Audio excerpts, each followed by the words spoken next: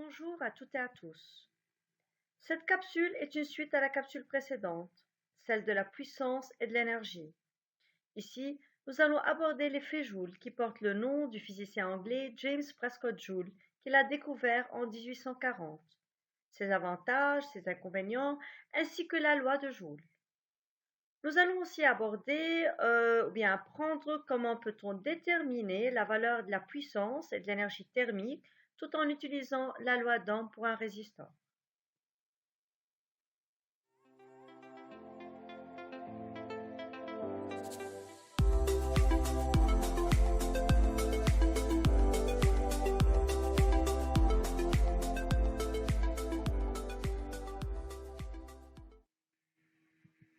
L'effet Joule. Lorsqu'un courant électrique traverse un dipôle électrique, il s'échauffe. Ce phénomène s'appelle l'effet Joule. Un récepteur transforme tout ou bien une partie de l'énergie électrique qu'il reçoit en énergie thermique ou chaleur. Voilà par exemple la lampe qui transforme l'énergie électrique reçue en énergie lumineuse et thermique, le radiateur électrique, le fer à repasser, le four électrique, tous ces appareils-là reçoivent l'énergie électrique et la transforment en énergie thermique. Dans certains cas, l'effet Joule est intéressant et possède plusieurs avantages. L'énergie dégagée peut être utilisée, par exemple, pour faire chauffer l'eau dans une bouilloire ou l'air dans une pièce. Dans d'autres cas, l'effet Joule est un inconvénient. L'énergie dégagée est perdue et se dissipe dans l'environnement sans aucune possibilité de la récupérer. Les appareils électriques peuvent s'échauffer, ce qui peut provoquer parfois des brûlures ou même des incendies.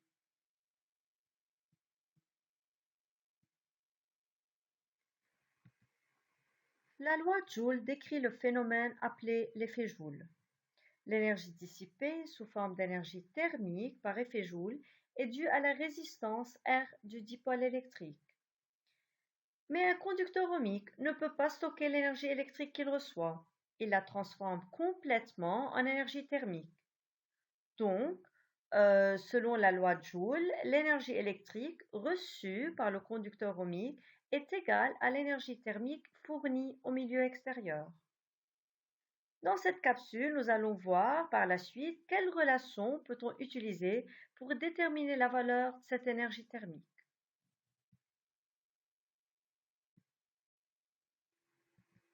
Ici, nous étudierons l'effet Joule dans un conducteur ohmique ou bien résistor de résistance grand R soumis à une tension continue grand U et traversé par un courant continu d'intensité grand I.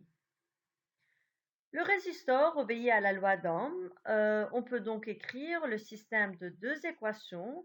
La première équation est celle de la puissance, P égale à la tension multipliée par l'intensité du courant électrique, et la deuxième, celle de la loi d'Ohm, qui est U égale R fois I. À ne jamais oublier que quand on utilise la formule de la puissance, P égale U fois I, afin d'obtenir la puissance en watts, la tension doit être en volts et l'intensité du courant électrique en ampères. Ce sont les unités légales dans le système international. Et quand on utilise la loi d'Ohm, afin d'obtenir la tension en volts, la résistance doit être en ohms et l'intensité du courant électrique en ampères. Maintenant, en remplaçant dans la première équation U par R fois I, donnée par la seconde équation, on obtiendra P égale à R fois I au carré. Cette relation nous apprend que si on double l'intensité du courant électrique traversant une résistance, la quantité de chaleur dégagée est 2 au carré, c'est-à-dire 4 fois plus grande. Reprenons maintenant les deux équations précédentes, P égale U fois I et U égale R fois I. De la deuxième équation, on tire I égale U divisé par R, que l'on peut reporter dans la première équation. Donc, on obtiendra une autre formule pour la puissance qui sera la suivante, P égale à U au carré divisé par R. Cette relation nous apprend que si on double la tension aux bornes d'une résistance, la quantité de chaleur dégagée est 2 au carré, c'est-à-dire 4 fois plus grande. Voilà les unités légales, les unités dans le système international de l'intensité qui est l'ampère, de la tension qui est le volt, de la résistance qui est l'ohm et de la puissance qui est le watt.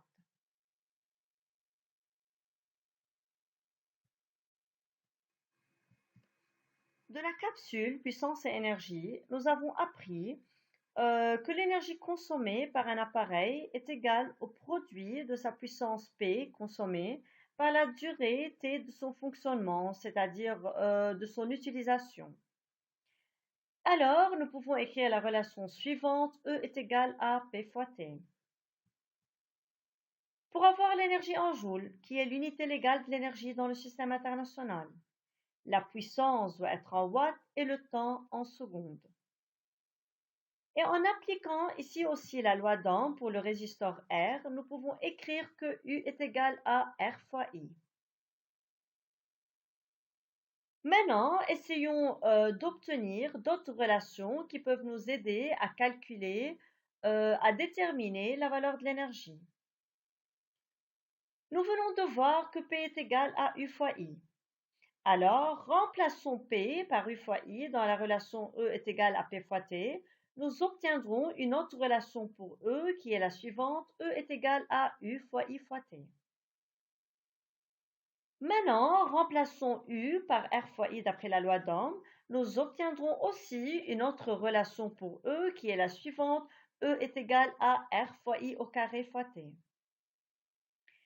Finalement, de la loi d'Ohm U est égal à RI, nous pouvons tirer I, qui sera égal à U divisé par R.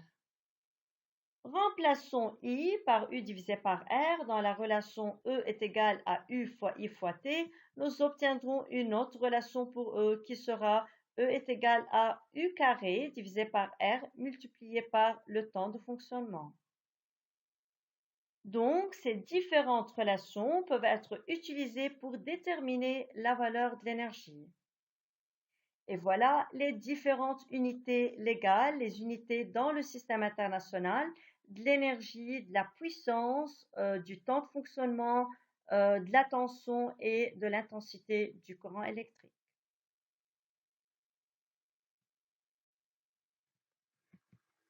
Ici, j'ai regroupé dans cette roue toutes les relations que nous pouvons utiliser pour calculer la tension en volts, l'intensité du courant électrique en ampères, la résistance en ohms ainsi que la puissance en watts.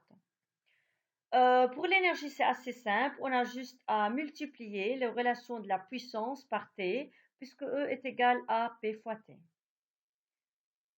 Pour le calcul de la tension en volts, on peut soit appliquer la loi d'Ohm, c'est-à-dire calculer la tension en utilisant la formule U est égale à RI, soit nous pouvons diviser la puissance consommée par l'intensité du courant électrique traversant l'appareil, soit en faisant racine carrée de P fois R. Pour calculer l'intensité du courant électrique traversant l'appareil, soit on divise la tension en bas de l'appareil par la valeur de sa résistance, soit on divise la puissance consommée par la valeur de la tension à ses bords, soit on fait racine carrée de P divisé par R. Pour calculer la résistance en ohms, soit on divise la tension en bas de la résistance par l'intensité du courant qui la traverse, soit on divise la puissance consommée, sa puissance consommée par le carré de l'intensité qui traverse cette résistance, soit nous faisons U carré divisé par P. Et pour la puissance, soit nous faisons tension multipliée par l'intensité du courant électrique, soit R fois I au carré, soit U au carré divisé par R.